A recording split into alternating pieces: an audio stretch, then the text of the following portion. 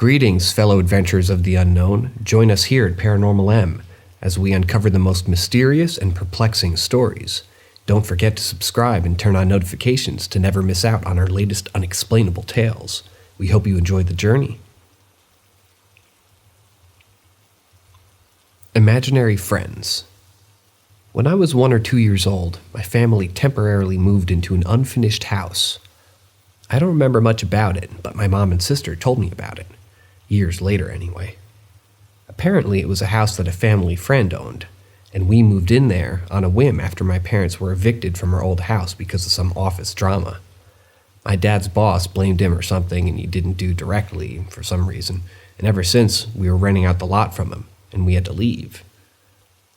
The new house was generally unsafe, with deep cracks in the road and no street lamps. This meant that no cars would be passing by, but it also meant that the neighborhood kids would be playing in the empty lots in the area, including the one that we were living in. The lot area was huge, so there was plenty of space for them to run around. And for some reason, I became consistently sick since we moved there. My parents didn't have much money, as my dad was just a rank-and-file minimum wage earner with 3 kids, but somehow they always managed to pay for my hospital bills. I must have been getting sick from the lack of clean water and electricity, but my parents never really talked about it. During the day, my parents and I were rarely home. My dad was at work and my mom and I were at the hospital. Only my older siblings, who were 5 and 8 years old, would be left at home managing the store that my mom had set up after we moved in. At night, my older sibling would tell my parents about some kids that would be pranking them. They would hear voices of kids pretending to buy something, but when they would come to the store, no one would be there. There were also times when the neighborhood kids would stand in front of their door wearing horn-like sticks on their heads, and whenever they would check, the kids would be gone. As for me, I would cry and say, "There's a moo-moo." Moo-moo means ghost or monster, anything unnatural and scary for the kids, while pointing at the ceilingless roof. This had been going on for 2 months, and everyone thought I was dying because I was consistently dehydrated, barely ate anything, and I would only play outside when there were no kids around. There was a mango tree on the property that I would climb, and I would shout, "Hey friends," to no one in particular. My family thought I was losing my mind, and one day the tree was filled with honey that the neighborhood's kids had collected in empty glasses.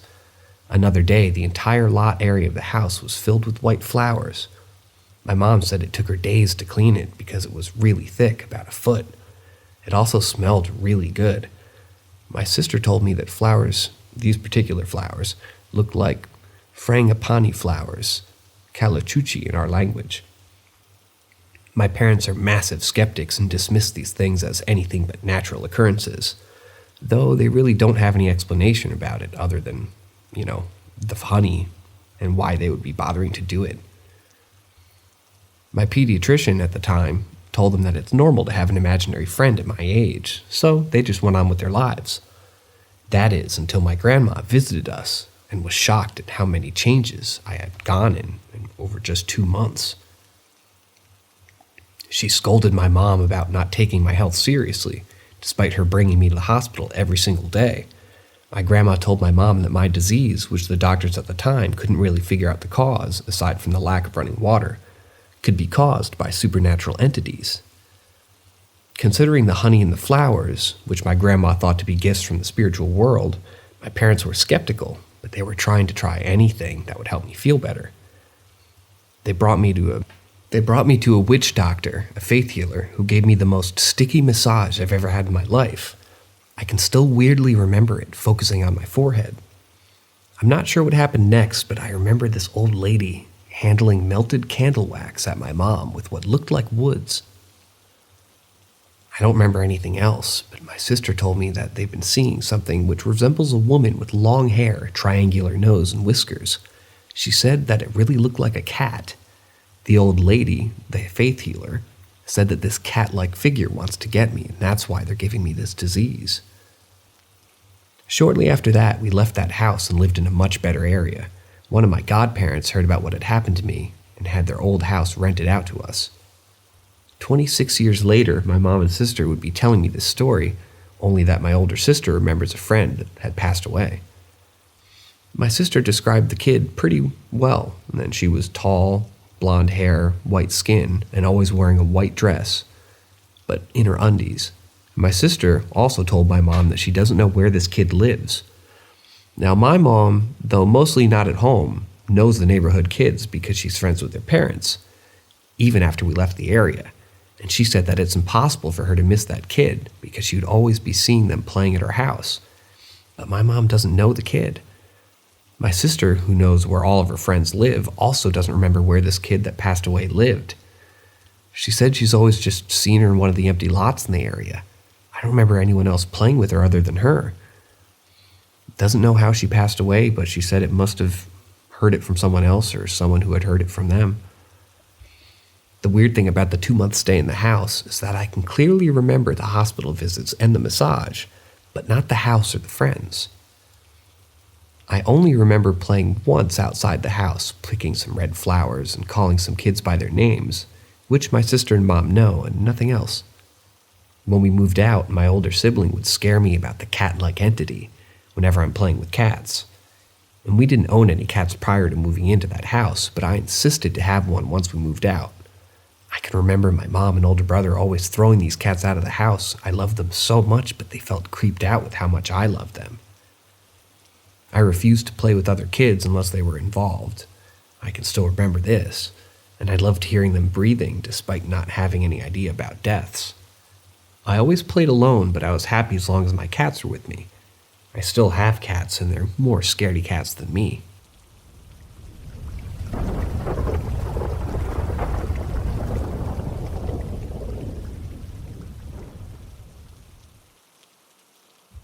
I had a dream my dad committed suicide. When I was just a kid, my dad passed away. It was a really hard time for me, as I was only 8 years old, and I remember my mom telling me that I'd gotten really sick, and that's how he died. Of course, at the time, I didn't really understand the gravity of what had happened. I was just sad that my dad was gone.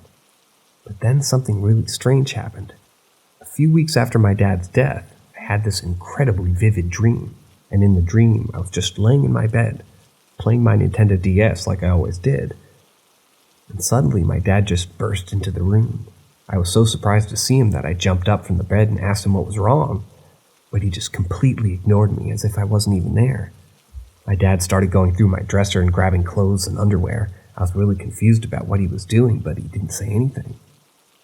Then he tied all the clothes and underwear together until he made a noose.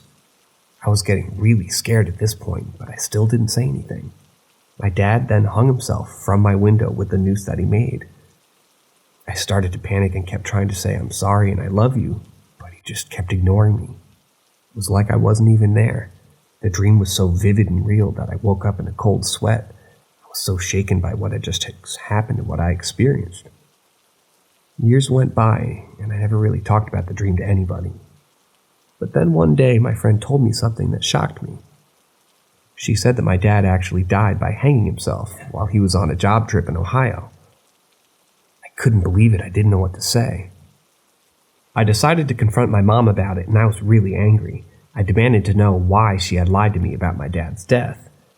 She confirmed that it was true, that my dad had actually hung himself. She said that she had only told me that he was sick because I was too young to understand. It was a really difficult time for me. I couldn't believe that my dad had done something like that, and the fact that I had a vivid dream about him hanging himself before I even knew how he died was just too much to handle, but eventually I learned to cope with it. I talked to a therapist and I found ways to deal with my grief. And now, even though it's been so many years since my dad's death, I still think about him every day.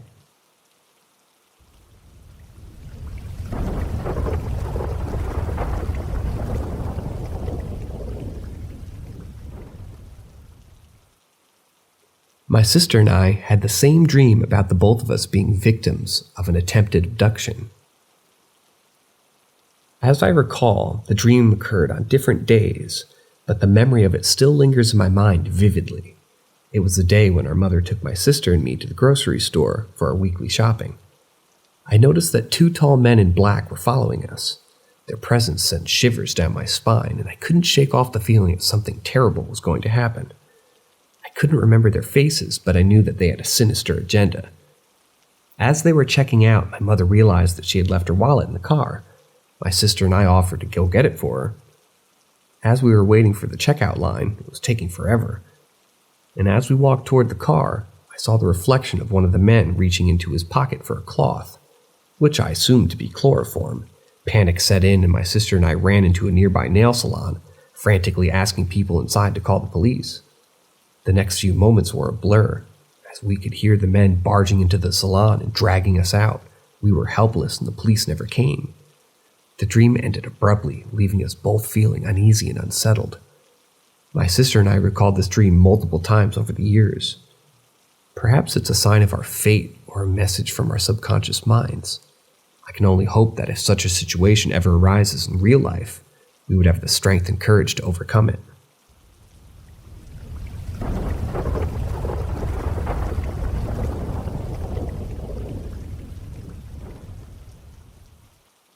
Caught what was possibly a cryptid attempting to enter my home uninvited.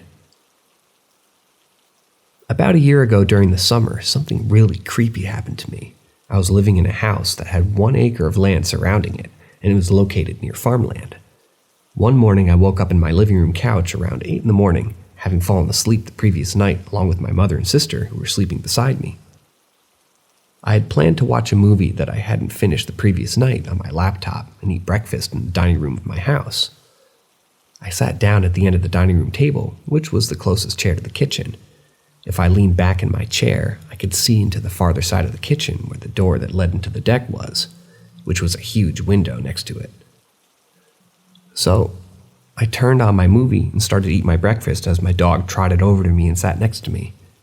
I think I was about 45 minutes into the movie when my dog suddenly switched spots, now sitting right under the archway that led into the kitchen, staring at something.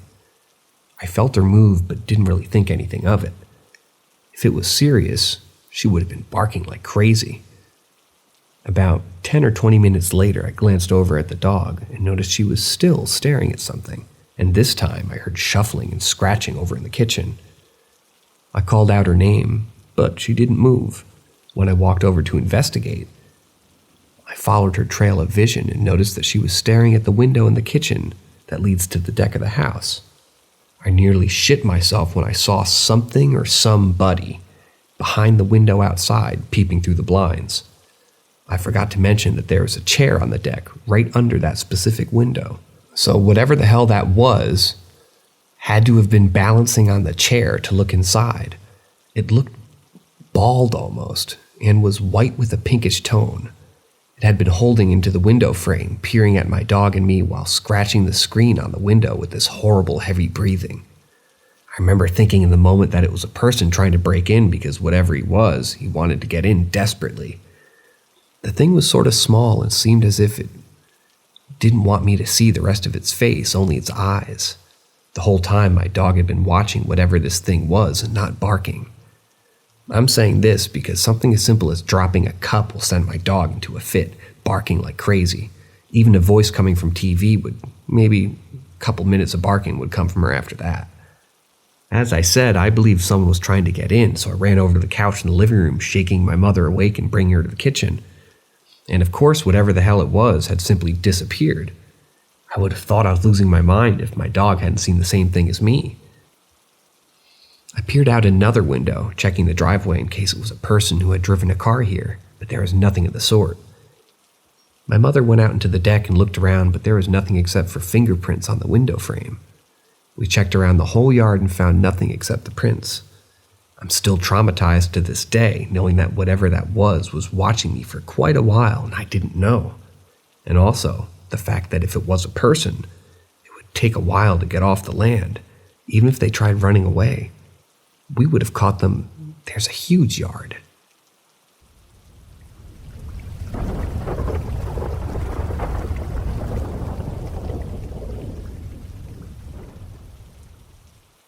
Giant chicken prints in the snow. When I was around 17 or 18 years old, back in 2011 and 2012, something really strange happened to me and my friends. It was the kind of thing that you never forget, no matter how many years go by. It all started with my buddy, who lived a few blocks away from me, stole a rosary off a headstone at a cemetery. I know it sounds really bad, but we were just dumb kids at the time. Now let me tell you about this cemetery. It's an old cemetery where the founders of the town are buried. And connected to the cemetery is an old farmhouse. The whole area is definitely haunted. We would always shortcut through it to get to our neighborhood, even though we knew it was a really bad idea. But we were young and dumb, and we thought it was exciting to go through there. So, on this particular night, I wasn't with my friend when he took the rosary, but I met up with him at his house later that night. We were all just hanging out on the couch when his phone rang. His phone was on the coffee table next to the rosary, and the caller ID read unavailable, misspelled and all. The number that showed on the phone was 666-666-6666. We all got spooked. I told him to answer it, but he didn't. We all just sat there feeling uneasy. After a while, I decided to go home for the night, and this all happened during the 3 days a year that we have snow or ice in Texas. It was already really creepy, and the weather just added to the eerie feeling in the air. The next day we met up again, and I shit you not, there were these giant chicken prints that came from the creek that we had to cross over between our neighborhood and the cemetery, going right up to the window of his room where we were all hanging out the night before. These prints were bigger than my hand. It had 3 toes facing forward and another small one facing backwards, identical to a chicken, just much bigger. We were all really freaked out. It was like something out of a horror movie. What's also weird is that the tracks just ended at the window. There were no tracks leaving the window. It was like whatever made those prints just appeared out of nowhere and disappeared the same way. We never did find out what happened that night, but I know that I'll never forget it. Even now, years later, whenever I think about it, I get chills down my spine. It was like we were being watched by something that we couldn't see or understand. And even though I'm older now, I don't believe in ghosts or the supernatural, but I can't help but wonder what really happened.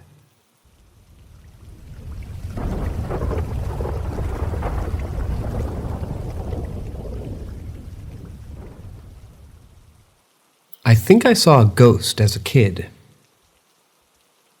Let me share with you a bit of background about my childhood. I lived in a shithole apartment located in the ghetto parts of the city, where shootouts were a common occurrence. The apartment floor had a corridor that led to the front door, which opened into the kitchen. On the left-hand side, there was a bathroom, followed by my sister's and my room, while on the right-hand side, there was the living room, the back door, and my brother's room. It was a small apartment, and my sister and I had to share a bed, while my other sister slept in the same room. I was around 8 or 10 years old when one night during autumn or winter, me and my 2 older sisters were in bed. All the lights were out, and I was bored, so I looked around the room. I blinked, and suddenly there was a figure in front of me. I think it was a female figure, as it had long, dark, wavy hair. I didn't feel scared or tired, and in a blink of an eye, she was gone. It was a strange experience, but I brushed it off and went back to sleep. A year passed, and my sister and I were playing around the apartment building having fun, and my older sister saw some kind of blue figure of energy in one of the hallways that I was running through. She shrugged it off, but as we went back into our apartment, she froze at the corridor that connects to the living room. When I sat on the couch and asked her what was wrong, she said that she saw someone's foot with a blue dress walking in the house, and heard someone standing on the floor, creaking it. It was the same one from inside the apartment. And to be honest, I never really felt a negative energy with her at all. She never really bothered us except for really freaking out my sister once. We never saw or heard anything like that again, but I think she left us alone. Looking back at my childhood, it's surreal to think that we had to live in such a dangerous and eerie environment. Nonetheless, these experiences have shaped me into the person I am today, and I'm grateful for that.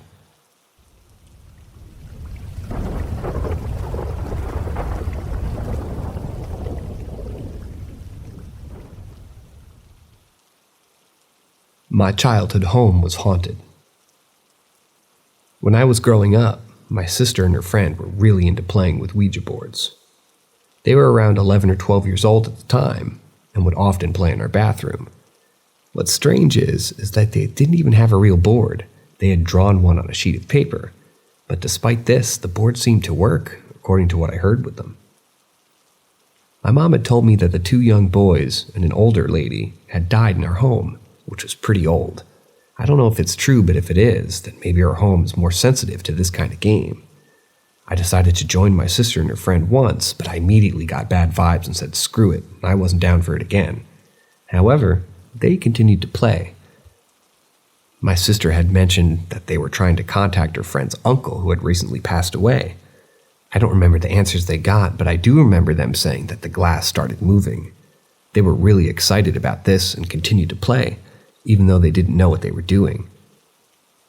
But the scariest thing that happened during one of their Ouija board sessions in our old apartment bathroom was when they had lit some candles.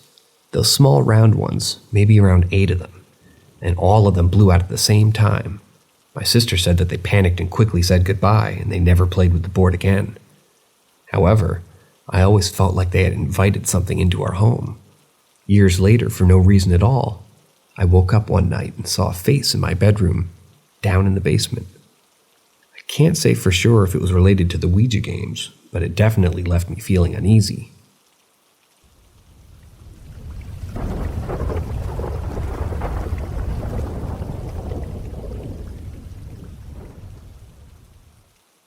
My house is haunted.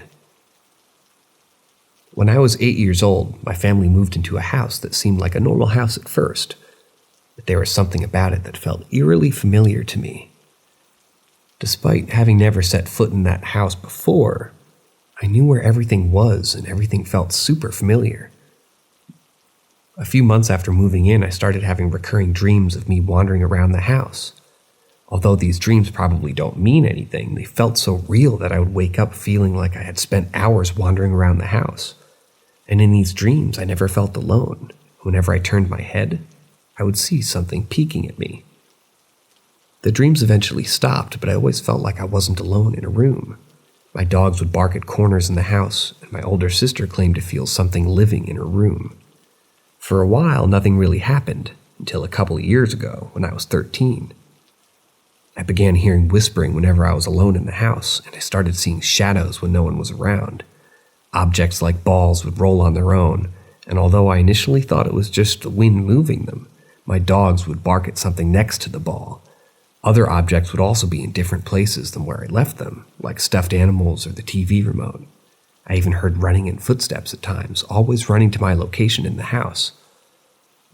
Despite my attempts to tell my family about all the strange occurrences, only my older sister believed me. Although the stuff that I was seeing never happened to her, she could feel a presence in her room at times, but one of the weirdest things happened when I moved into the room downstairs. The room in our basement is the biggest room in our house, and since I'm the last kid living at home, my parents decided to give it to me. There's a back door down there that connects to the dog area that I keep locked because it makes me feel safe. And sometimes I'll exit through that door to pick up dog poop or something different, and most of the time I'll lock the door back up, but I've forgotten to do so about a dozen times. When I forget to lock the door, I'm getting ready to go to sleep. I'll hear this sort of tapping, and the tapping only happens when the door is unlocked. At first, the tapping sounds like it's outside, but when I get up to go to the door to investigate, it sounds like the tapping is coming from somewhere else. When I lock the door, the tapping stops immediately. I don't know if this is something like a reminder telling me to lock the door or something else entirely. Most of this stuff happens when I'm alone. It happens to me. And if I am with someone and I hear whispers or footsteps, no one else can hear it, just me. I know if this is a friendly ghost or something malicious, but it hasn't hurt anyone yet. However, if it's targeting me, since I'm the only one who happens to be able to hear it and interact with it, maybe something else is going on. It's definitely something that concerns me deeply. To add to the mystery, this house is fairly new, and has only had one other family living in it before us. But no one in that family died. My sister says it could be a ghost of my biological dad. I was adopted and he passed away when I was a baby, but I don't think it's him. Nonetheless, I can't shake off the feeling that there's something supernatural going on in my house.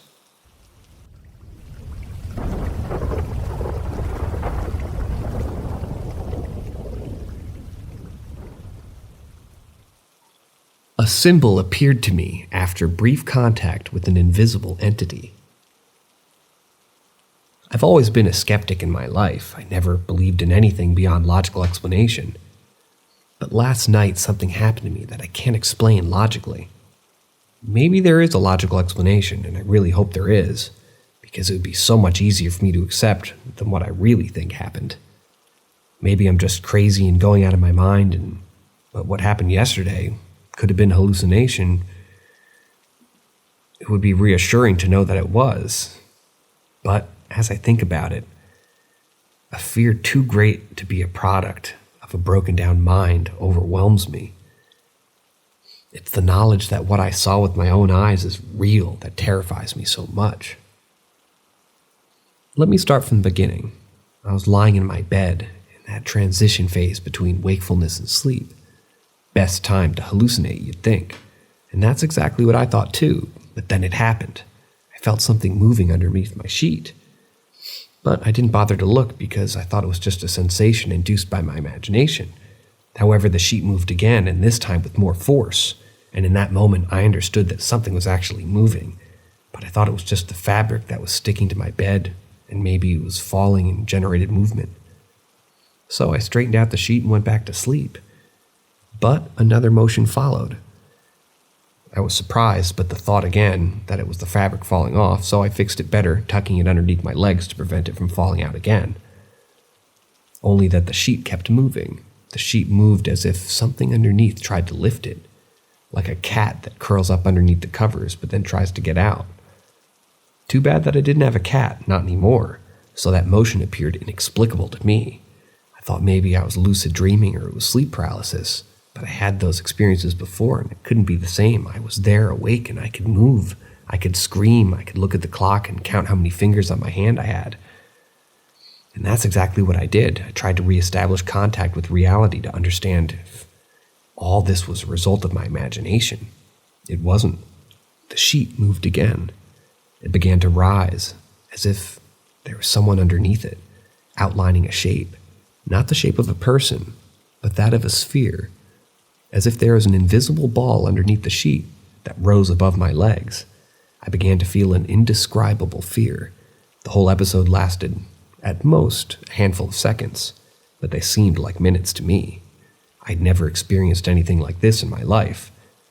I had some near-death experiences in which I felt immense terror, but nothing compared to how I felt when I understood the irrationality of that phenomenon.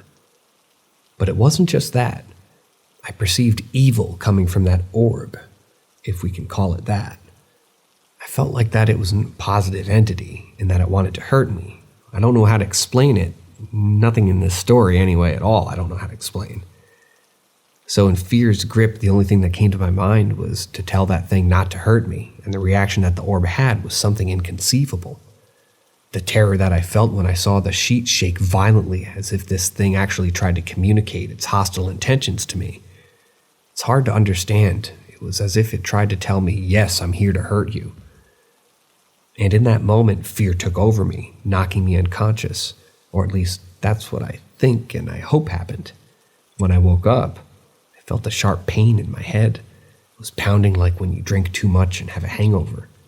I tried to remember what had happened the previous night, but my mind was too foggy. As I slowly sat up in bed, I realized that something wasn't right.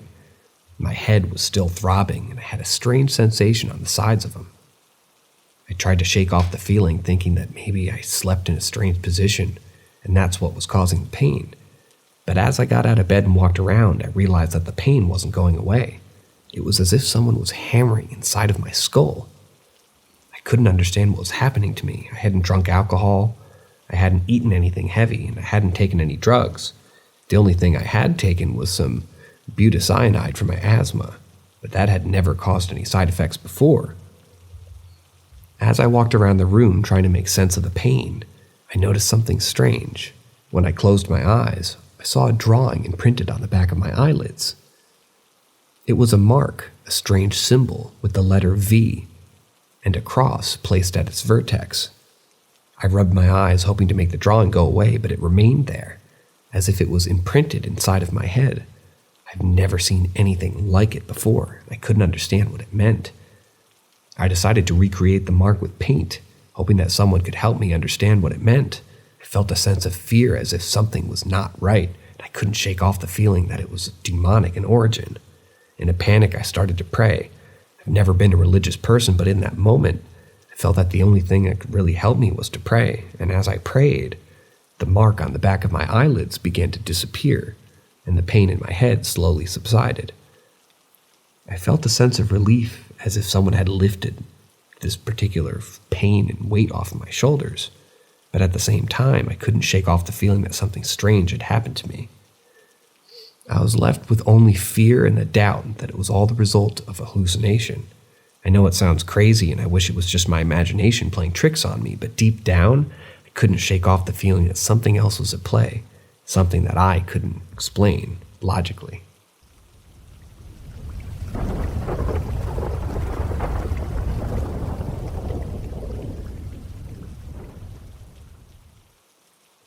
I've been haunted by something for 7 years. For the past 7 or 8 years, I've been tormented by something unexplainable. It all began in 2015 when my electronic devices started malfunctioning without any reasonable explanation.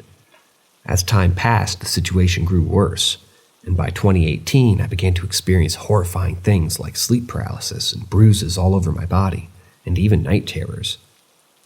These experiences were so terrifying that I ended up attempting suicide and had to be hospitalized. During this time, I started seeing white glowing eyes in the dark, which was the most obscure experience I ever had. I also heard whispers at night, sometimes jumbled voices whispering together or just my name being called out. The most bizarre and terrifying part of my experience was when my skin color started changing to gray, sometimes even a dark gray color on my hands. No explanation was ever given for this strange phenomenon. As if this wasn't enough, things got even worse in 2019. I woke up one morning with cuts on my arms and face. Not scratches, but cuts. This experience was incredibly frightening and confusing, as I couldn't think of any possible explanation for it. After the incident, the torment stopped for about 3 years, and I began to believe that it was all over. However, just 3 weeks ago, it started again, and this time, it's worse than ever. I've been experiencing blackouts, and I don't remember most things that happened during those periods. Bruises have returned on my legs, and I've been having trouble sleeping at night. I've gone to doctors and psychologists, but none of them have been able to offer any logical explanation for what's happening to me. I'm at my wit's end, and that's why I've decided to turn to Reddit for help. If anyone has any suggestion or has experienced anything similar, I beg you to share your knowledge with me. I can't keep on living like this, and I need to find a way to make it stop.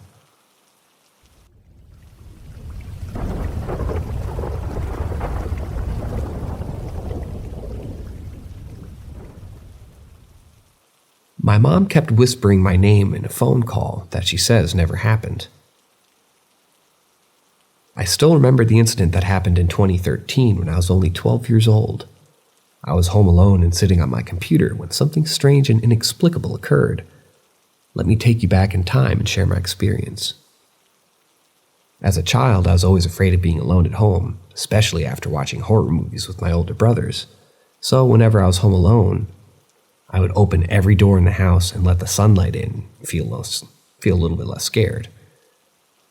That day was no exception. I was playing League of Legends on my computer when I heard our old landline phone ring. It was odd because my mom never called me at that hour. However, I picked up the phone and said hello. What happened next shook me to my core. I heard my mom's voice whispering my name in a few very low, muttered tones in a low voice, and I could feel my heart pounding in my chest. I freaked out and started to say, "Mom?" But there was no reply, only dead silence. After a few seconds of terror, I hung up the phone and sat down crying while still playing on the computer. When my mom got home from work, she noticed that I was anxious and asked me if something had been upsetting me. I told her everything and asked why she pranked me by calling and whispering my name. She looked confused and said, "I never called you, honey." We checked her phone and there was no outgoing call to our house's phone that day. My mind was racing with theories of what had just happened. Was it something supernatural or one of my brothers pranking me? I couldn't shake off the feeling that it was real. None of my brothers admitted to the prank, and they didn't know how to spoof a phone call, and to this day, my mom still swears that she never called me that day. She remembers being freaked out, though. After the incident, I was even more afraid of being home alone. I would always keep the doors and windows locked and have my phone nearby just in case something strange happened again. I tried to rationalize the experience, but deep down I knew that there was something I couldn't explain here. It remains one of the most frightening moments of my life, and I still get goosebumps thinking about it.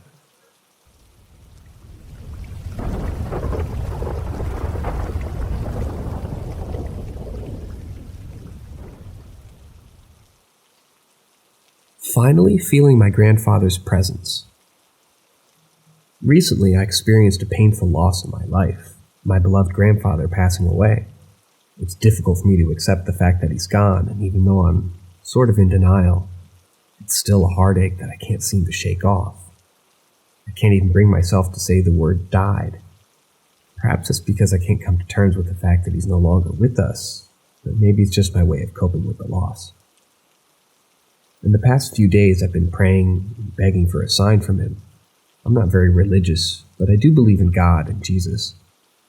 I just needed some sort of connection with my grandfather to feel him around me somehow. And today, less than 30 minutes ago, I finally got my chance.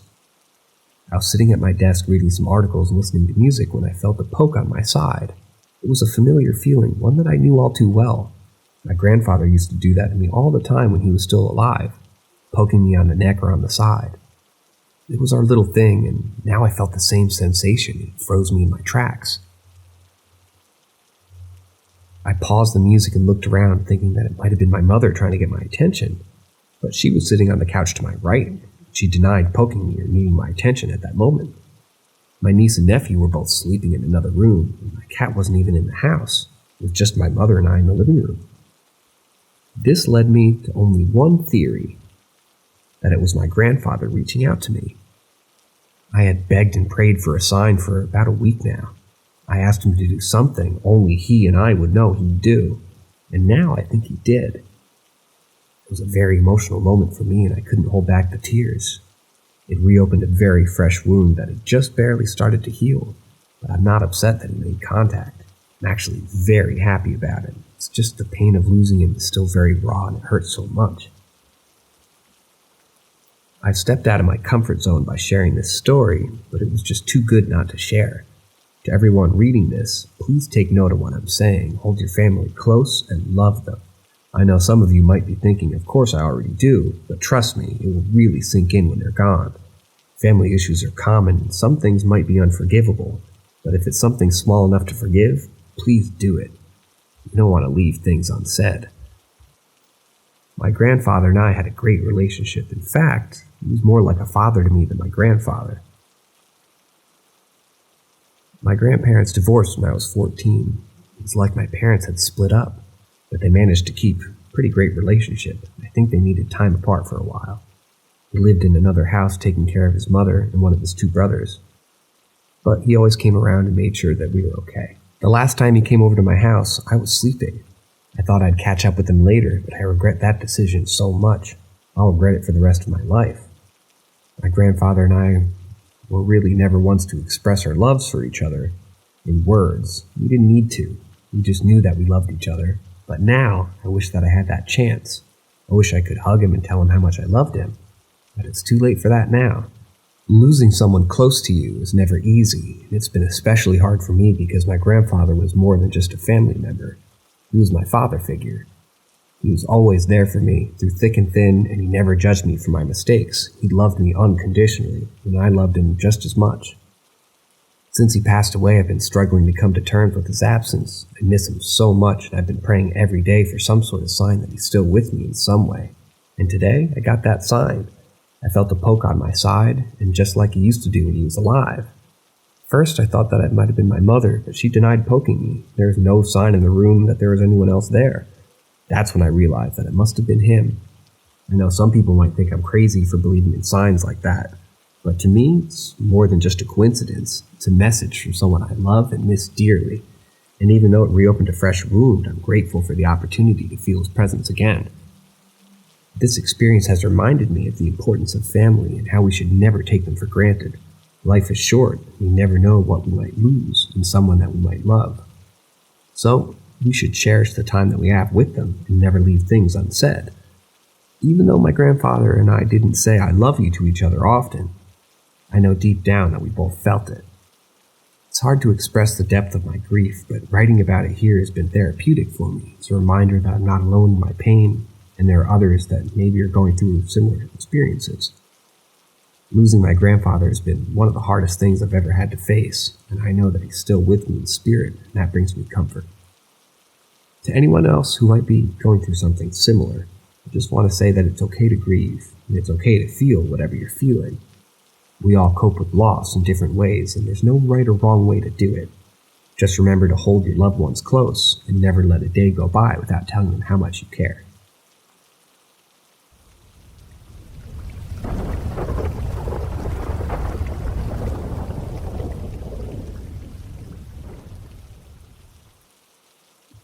My true creepy stories. One night I was sitting at the dinner table, enjoying my meal while the lights were on. However, outside it was pitch black. As I looked up, something caught my eye. A white figure, almost glowing, was crouching underneath the window and then began to walk. I couldn't tell if it was a person or something paranormal, but I vividly remember the entire figure was completely white. It sent shivers down my spine, and I was left wondering what it could have been. Another strange encounter I had was during the day. I was looking out the window and I saw a figure that resembled a scarecrow, but it was much taller than any normal scarecrow. It had to be at least 10 feet tall, and it was walking behind a fence. I couldn't make out much of its features, but I could tell that it was wearing a robe with a hood, and it had a skull face. It was a truly frightening sight, and I felt like I was in some kind of horror movie. Both of these are experiences that left me feeling uneasy and terrified. I couldn't explain what I saw or rationalize it in any way. I tried to tell my friends and family about what had happened, but no one believed me. I felt like I was going crazy, and these encounters continued to haunt me for a long time. Even today, I still wonder what those figures were and if they were trying to communicate with me in some way.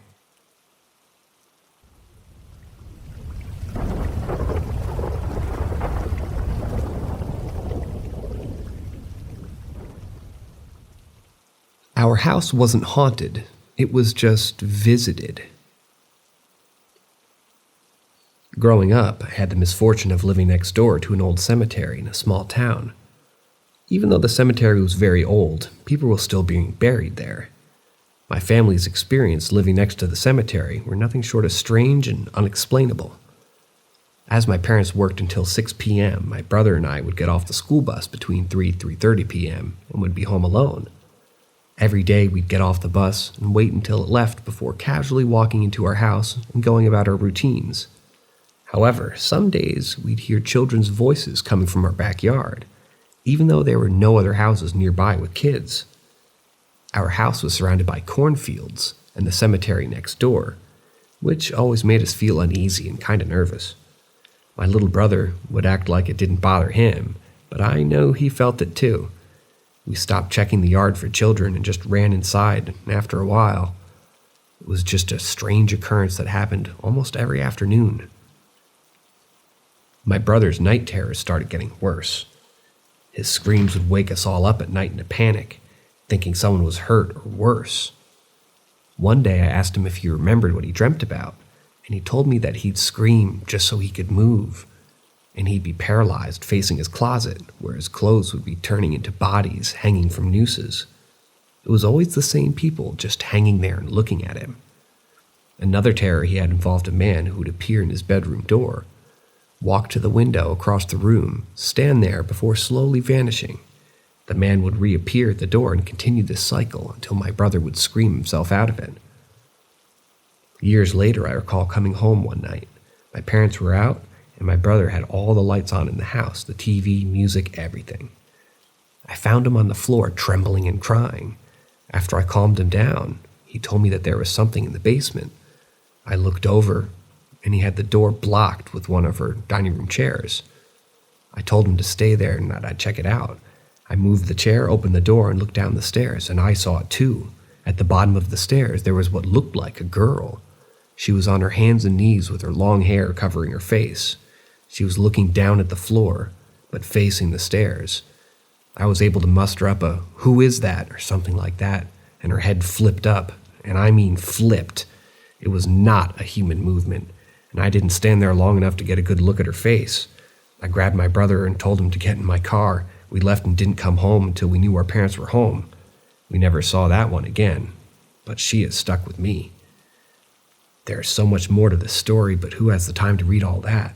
My brother's blocked out everything that happened, and he won't talk about her childhood ghost with me anymore. It's almost as if he's trying to forget everything that we experienced living next to that cemetery. I learned later that the cemetery was having issues with new burials. The bodies would be shifting underground, and the maps that the town have are inaccurate. When they'd go to dig up a plot, sometimes there's already someone buried there. It's a chilling realization that our driveway sits right over the cemetery according to Google Maps. The experiences I had while growing up next to a cemetery had a profound impact on my life. Even after so many years have passed, I still can't forget the strange and unexplainable things that happened to me and my family. All these experiences have left a lasting impression on me, and I can't help but feel that they have influenced the person that I am today.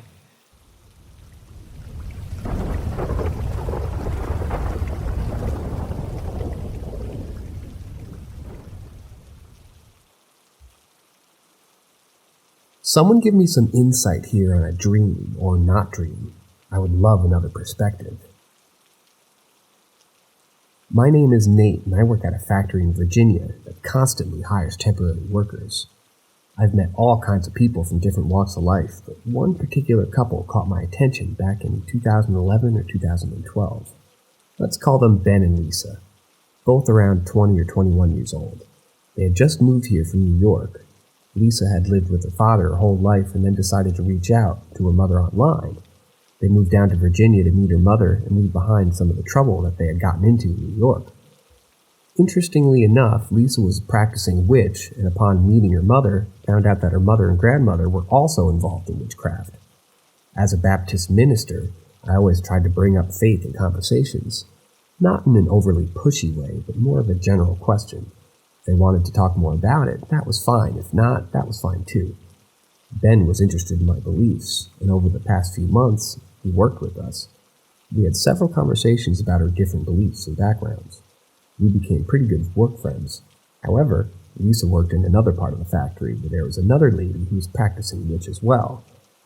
Unfortunately, there was some bad blood between the two. This lady was someone that the wife grew up around, and although we knew her pretty well, we never fully trusted her. One night I was up late washing bottles for my baby son. I let my wife go to bed early, and I stayed up and took care of the bottles and preparing things for the next day. I finished up at around 1 a.m. and went to bed. I was almost asleep when I felt something slide across the top of the blanket from my left foot across my body and come across the right side of my bed, the side of my head. I heard a voice ask, "What if you looked over and your wife wasn't your wife, but was Jane, the other witch lady at work?" My response was a calm and peaceful, "I would kill her." No idea why it was that extreme. In my sleep or not sleep, I reached out and grabbed whatever was there and tried to strangle it. Then the thought crossed my mind, "You're killing your wife, dummy." I woke up and I was still lying on my stomach, but all the muscles were tense and I was gritting my teeth and feeling uneasy. My wife was still alive and sleeping peacefully beside me. I hadn't moved since I laid down. I shook it off and glanced at the clock. It was 1:30 a.m., and I had to get up soon for work, so I went back to an uneventful sleep. The next day at work, I saw Ben looking pretty rough, so I asked him if he was okay. He stopped and looked at me, waited for some people to pass by, and told me that he hadn't got much sleep last night. I asked him if he was sick because he sounded pretty hoarse. He pulled down the collar of his coat and showed me his neck. He had a very deep purple bruising on his throat. I asked him what happened, and he told me a story that sent shivers down my spine. I was asleep in bed, and something dragged me out of bed and tried to kill me last night. It was choking me to death, and while it was, my girlfriend said it was growling or something was growling in the room. There was a voice in my head that said I had 1 week to leave the house or it would kill me. Lisa ran and got her mom, and as she did, we let go. I remember the day that Ben shared that terrifying experience he and his girlfriend Lisa had gone through. It was a typical day at the factory and was going to lunch when I saw Ben looking disheveled and tired. I asked him if he was okay, and he stopped and looked at me with a serious expression. He waited for some other people to pass by and told me that he hadn't gotten much sleep. I asked him if he was sick, and he sounded hoarse, but I'm repeating myself because this was written by AI or something like that. Ben had been asleep in bed when something had dragged him out of bed and tried to choke him to death. He struggled as it squeezed his neck, and he heard growling sounds coming from him or the room. Then he heard a voice in his head warning him that he had one more week to leave the house or would kill him. I asked him what time it was, and his answer stopped me in my tracks. It was about 1:30 in the morning, he said. I told him 1:30 in the morning I had been trying to kill something in my dream, or not dream, by choking it to death. We were both disturbed by the similarity of our experience and wondered what it could all mean. Later that day, we managed to find some time to piece together what was happening. Ben's girlfriend kept coming out and acting strangely, whispering in his ear and staring at me weirdly. I felt something evil standing right beside me, and I became nauseous and chilled, feverish at the same time. My palms were sweaty, which hardly ever happened to me. It felt wrong, like something evil that did not like me was speaking to Ben. The next morning, while I was washing bottles in the kitchen, I had a visitor. In the dark kitchen, lit only by a crappy small fluorescent bulb, I felt something slip up behind me, just like at work. The breath on my neck, the feverish chill, the sweaty palms, the nausea returned. I chucked the bottle in the sink and told the entity that it did not belong in my house, that it was a Christian home and it had no place there. Then, as calmly as I could, turned and walked as fast as I could into the bedroom without looking back. I said a prayer for Ben because the last time I felt that presence was when I talked to him, but I felt like he was in danger. I didn't know what had happened exactly, but I found out at work the next day that the previous night, around the same time, I had felt the entity in my kitchen. Ben had decided to convert to Christianity. He said that whatever had been bothering him had left. I had no idea what any of this meant or what caused it. I had questions whether it was Ben's girlfriend, and maybe she didn't like the influence I was having on him. Or if it was just the other girl that my wife knew trying to cause the two of them, Ben and Lisa, issues or something, and I got dragged into the middle of it. All I know is that it was more than just a coincidence, and whatever it was that caused it hasn't been back around since.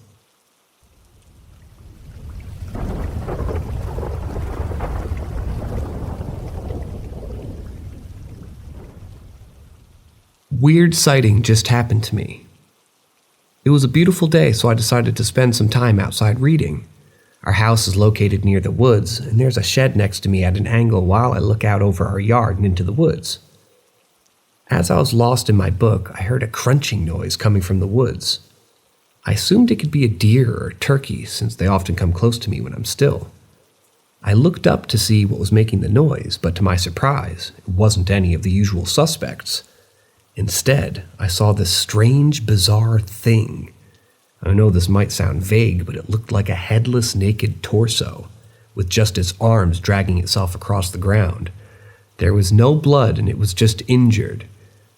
But the way it moved was so peculiar, it gave me goosebumps. It reminded me of those strange ocean sunfish, but this was eerily more human. I was terrified and had never seen anything like it before. I couldn't comprehend what it was, but I rushed inside to get my cousin to show them this bizarre creature. But by the time I returned outside, it had vanished into thin air. I was left wondering if what I had seen was some sort of paranormal thing. Was it a ghost or some strange creature? The whole incident gave me the creeps and stayed with me for a while.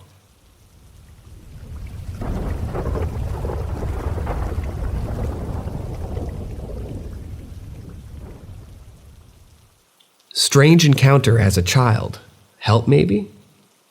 When I was a child around 10 years old, I had an experience that I'll never forget. Even though it sounds weird and hard to explain. Only my dad believes me because he believes in the paranormal. I was playing in the woods beside my house when I tripped and fell over a root, rolling down a small embankment into the street. As I looked up, I saw a car coming around the bend. I thought that it was going to hit me. Then I saw this figure made of glass hovering over me. It was a man, but he was transparent, and I could see clean through him. He had an interesting look in his face, like he was examining me, like when you see a penny on the sidewalk. I remember he was an older man with green and blue colors swirling around him. He looked like he was wearing a fur coat with one hand tucked into the front, and the other arm was kind of black and withered, like wood hanging down to the side without a sleeve. The clarity of the memory is still so uncanny to me to this day. It's like I can still see him with perfect clarity. He appeared to be a solid figure made of glass, and I don't know how to explain it, but it was like I could see through him and yet see him at the same time. It was so surreal. Suddenly, a branch fell from a tree, right on the hood of the car that was in front, and it caused the driver to brake. If it hadn't been for that branch falling, the car would have hit me. I looked back at the figure, but it was gone. I have no idea what that figure could have been. I don't even know if it was an entity or some sort of spirit, but I'm pretty sure that whatever he was, he saved my life. I've always wondered if that figure was some kind of entity or if anyone else had seen something like it. It's been bothering me for ages, and I've been researching paranormal stories trying to find something similar, but I've found nothing. The memory is still so vivid, and I don't know if it was a guardian angel, a ghost, or something else entirely. All I know is that it was a surreal experience, and it changed my life forever.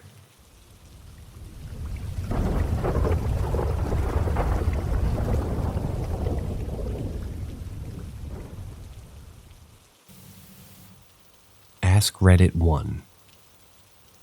Driving home from dinner with my ex-wife, we took an off-road path on accident because I made a wrong turn. Figured I'd keep going because we were heading east and that was our destination anyway. Creepy dark road with some cornfields on the sides. Suddenly my ex-wife says, "What's that?" Me.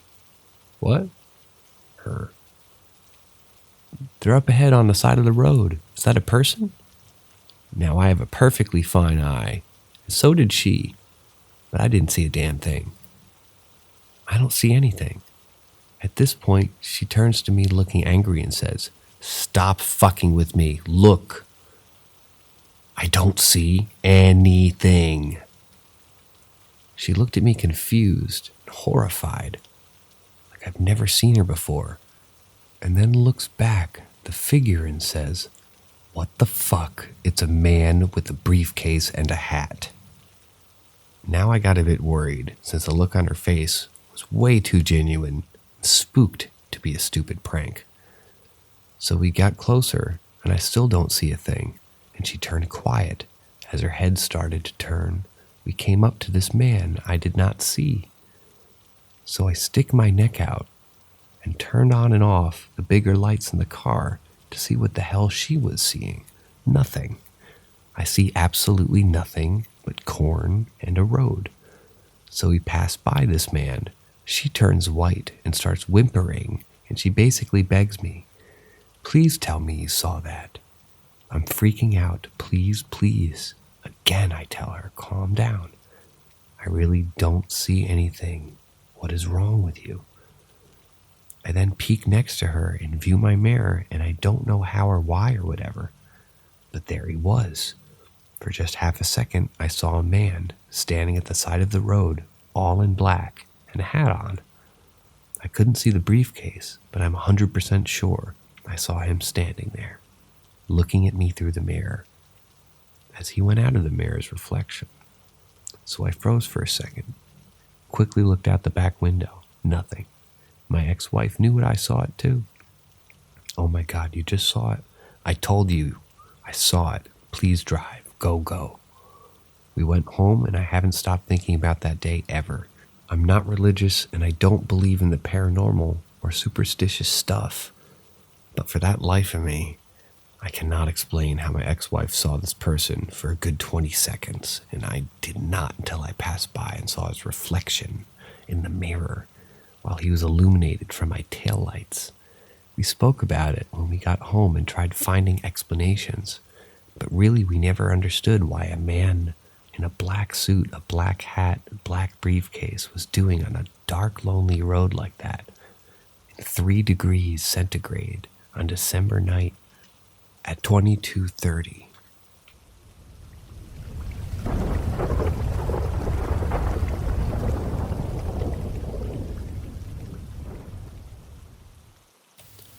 Ask Reddit 2. truck driver in the US. I just started trucking, and it had been at it for only a few months. I was with this company that makes you ride teams for the first 6 months. The guy then teamed me with isn't a bad guy, but like everyone, there's always something that you don't like about other people. These things aren't horrible, but little things. Well, we were at a shipper one day at a slaughterhouse. The smell. I don't see how the employees manage it. We get hooked up to our trailer, and I had to get my paperwork. Leave only to find out, thankfully before I left, that the seal number was different than what was on the papers. I go back in to correct this mistake, and as I walk in there is another trucker following me in.